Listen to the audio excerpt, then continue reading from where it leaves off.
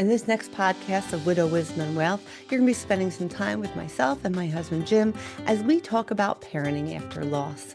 Both of us share a little bit of our journey. They might have been very different situations, but how our core skills as a parent when we were parenting together with our spouses changed a little bit when we were sole parents. How did it work for myself when I was kind of on my own, didn't have another spouse to lean into? And then how did it feel different with Jim's kids when they lost their mom and they were in a situation where they had a step parent now? So give this a listen because there's no right or wrong way to parent, but there's so much intuition of what works for you, what works for where your life are, and how to have a little bit forgiveness for yourself if maybe it didn't work out the way you expected. So give it a listen, and thank you for being here. Hi, everybody, and welcome back to Widow, Wisdom, and Wealth. This is Donna Kendrick along with Jim Geehan, and we are talking about thriving in parenthood and career after loss. So I lost my husband about 12 years ago. Jim got divorced and then lost his ex-wife about 2 years ago. And what we're going to talk about today is there a timeline on grieving, right? Like when is too long?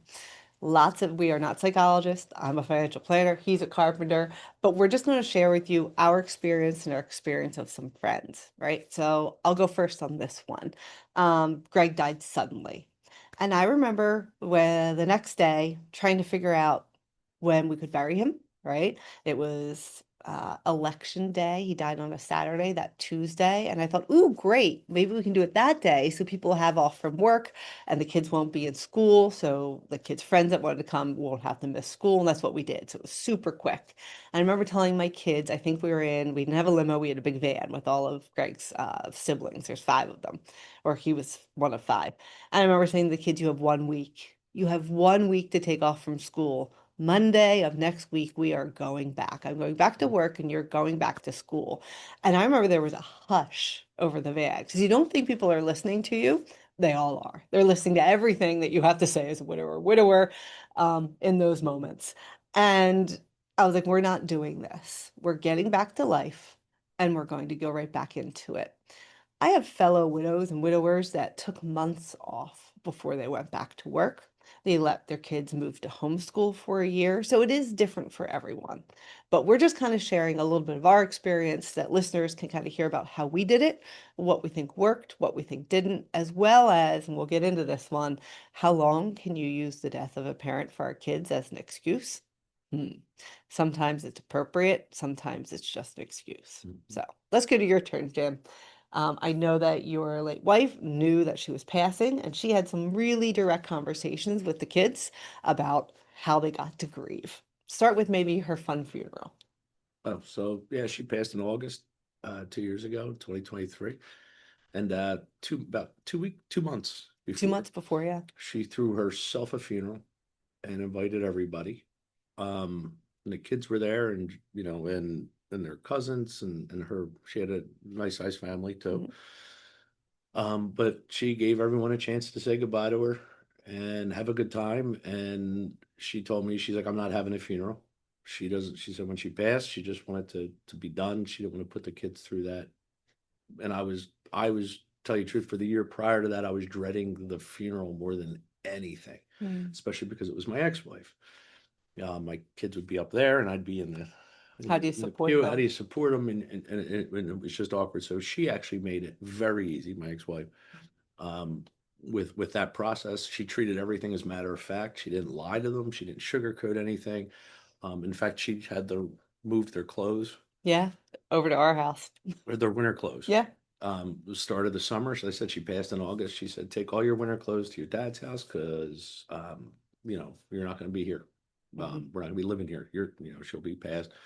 But Donna actually gave her kids a week, whereas my kids joked with my ex-wife saying, hey, do we get a week off of school if you make it till then? And then she gave them what? 2 days. 2 days. She said they could have off of school The day she died, the day the day after, after. and then you have to go to school. Yeah, because she said we're not having a funeral. There's no reason. And then she passed 2 weeks before school started. And I Yeah. still remember joking around because, like you said, we We joke. make jokes. And my ex-wife was like that too. She would make jokes. And then I remember was it Seamus? I think my son said, oh, we don't get any days off of school. And then that was like, um, So we weren't making light of we were making light of the We were. situation, but I give all the credit to my ex-wife for making it so easy because I was so worried about the trauma of it. Mhm. It's almost like she didn't allow them to have that. It was more like it is what it is. Move on. Mhm. This doesn't define you. Don't use it as an excuse. And that's kind of how she always was. But I'm very thankful for her for doing it that way because that was my hardest thing was what it was on my mind constantly. What am I going to do about the funeral? It's like almost like they have to go through their mom passing two times. That's how I looked at it. You Sure. have the initial time and then the funeral. I think it's worse. Yeah. I mean, everyone has their own feelings about Sure. funerals, and for some people it's closure and it's a Sure. wonderful time for other people to show their support. Hmm. It was funny, we have a mutual friend that I run with on weekends, and we were talking. She was at my first husband's funeral, and she's like, "Can I say a few things about that?" I often talk to her what we're going to do on the podcast. I'm like, "Yeah, sure." Right. I've never asked for anyone's review of Greg's funeral, right? Like, who knew? 11 years later, we'd be talking about it on a run. She's like, one, because my husband had taken his life. He had shot himself. She did not think that the gun salute was appropriate for us not to know about it. So true. Didn't know it was going to be there. And when your 8-year-old clings to you, you're like, oh, that was tough. And the second one was Greg was cremated and we buried the ashes with his parents at the gravesite. And so there was a tradition where you put a rose on top of the what do you call it, stone? Yes. Yeah, the stone.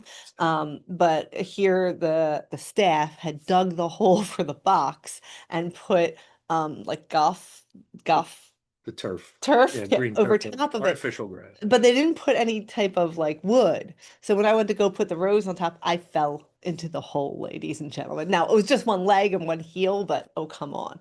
So that was the review of Greg's funeral I Mhm. got. I have to give credit to where credit was due. It was actually a very lighthearted way to have a run and review funerals. Mm. But let's move forward. One of the things that I had a hard time with my kids as because my kids were 8, 11, and 12 when Greg passed, and like his was a bit traumatic and there wasn't a lot of prep time, right? Like your ex had some time to digest it and to Sure. work with the 100%. kids, and she was so clear and honest with them. It was beautiful. And so I always was tinkering on the like how much is appropriate, right? Of how we lost him. Was it appropriate what I told my 12-year-old the same as the 8-year-old? And I always would default down to honesty. I Mhm. wouldn't want them to hear it from someone else. How you say it can be a little bit different. An 8-year-old only needs so much information versus a 12 or a 14. But as they aged, probably about 2 years later, I was like, wait, are they staying home from school just because they want to? Because they're sophomores in high school and they don't want to wake up? Or are they really having a rough time? Did something happen at school and this traumatic loss is triggering them? And we talk about this a lot Mhm. now, many years later, of, you know, what was appropriate, right? Like what was appropriate for saying, okay, like, all right, if we're going to stay home from school, well, then we need to have some other tools in our toolkit. We need to either go to counseling or we need to talk to the school psychologist if this happens a lot, Mhm. or talk to your teachers and let's where you see where your grades are. Are we avoiding a big test or a Mhm. project, right? Is it time management or is it really grief? And I really struggled with that like early on.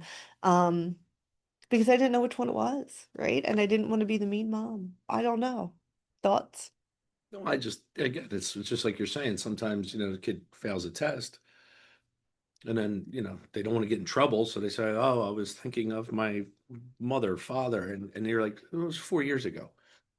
Maybe you just failed the test, Yeah. but it's just trying to and as that's a kid thing. It's maturity thing. Kids use whatever, it's just human nature, but they don't realize it's very impactful for the adult. Right? It's very because you're playing with emotions. You don't realize they're doing it. They They're don't not doing realize. it There's intentionally. zero awareness Yeah, of it. there's no intention in it. It's just I just got to get through this problem, Yeah. or I stayed out too late, or I did something, or I'll use an excuse.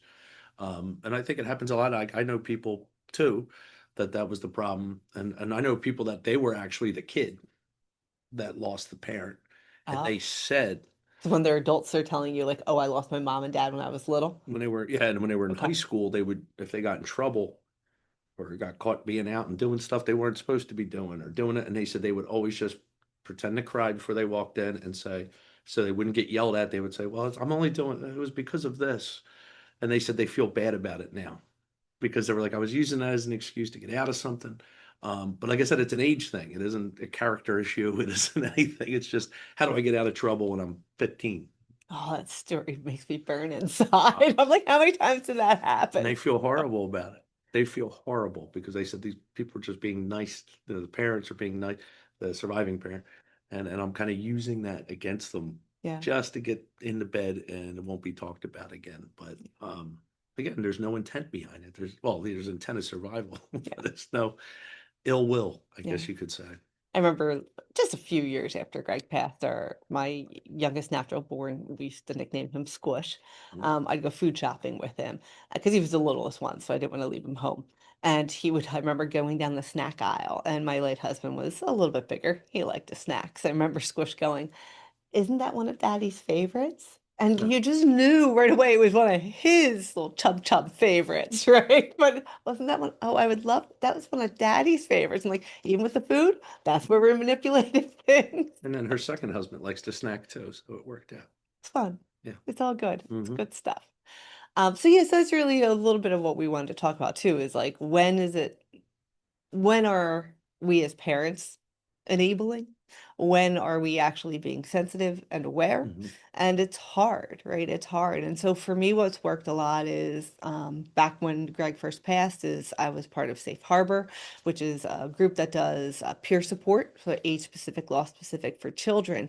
But then we as parents would have what we call like the caregiver support group. So we would learn what the kids were learning about, but then we'd also have an opportunity to talk about what was happening in our Hmm. house. When you go around the room and you're like, yeah, Squish said the Little Debbie snack cakes were his dad's favorite, and I'm on a tight budget, like, so I didn't get it, and he had a fit in the middle of the food store, right? Like, so yeah, I just walked away and let him cry in the middle of the aisle and watched him on the monitor up above, right? Like, people are like, oh yeah, yeah, that Hmm. happens, right? Yeah, so now we have our food delivered. We don't even go out. I'm like, oh my gosh, great answer.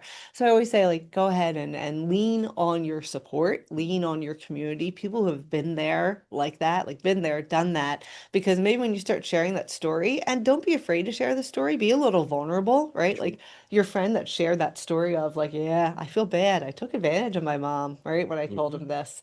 Um, wow, right? Like that just freed me up a little bit. I'm like, oh, good. I hope they feel a little bad, right? That they did that. Just a kid being kids. Yeah, it's Mm, true. But just make sure that you share that story, be vulnerable because you can be helping someone else at the same time. 100%. Yeah. Mhm.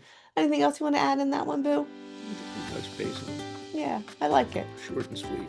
It's a good one. Hmm. Thank you so much for being here. If you have any ideas for the podcast or something you'd like to hear him and I discuss, go ahead, send us a note. Thanks so much. Thanks for listening.